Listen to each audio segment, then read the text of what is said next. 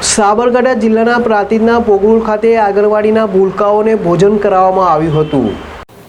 હરસોલ ખાતે તાજેતરમાં જ 12 ગામ બારોટ સમાજની મીટિંગ હરસોલ સમાજવાડી ખાતે મળી હતી, જેમાં મીટિંગમાં સમાજમાં ચાલતા વિવિધ કુરિવાજો જેવા કે મૃત્યુ પાછળ કરવામાં આવતો ખર્ચ બંધ કરવા તથા મૃત્યુ પામેલા પરિવારોને આર્થિક મદદરૂપ થવું, સમાજના યુવાનોને સારું શિક્ષણ મળે તથા સરકારી નોકરી માટેની તૈયારીઓ કરી તે માટેનું માર્ગદર્શન આપવામાં આવ્યું હતું અને સમાજની કારોબારી તથા જનરલ મીટિંગ નિયમિત મળે તથા સમાજ દ્વારા સમૂહ લગ્નોત્સવ યોજવા સહિતની વિવિધ ચર્ચાઓ કરવામાં આવી હતી।